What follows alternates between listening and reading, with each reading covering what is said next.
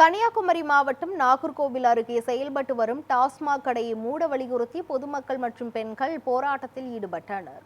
இந்த கடையால் பொதுமக்கள், பெண்கள் மற்றும் பள்ளி மாணவர்களுக்கு இடையூறு ஏற்படுவதாகவும், மது அருந்துவோர் சாலையோரங்களில் அமர்ந்து தொந்தரவு செய்வதாகவும் குற்றம் சாட்டப்பட்டது.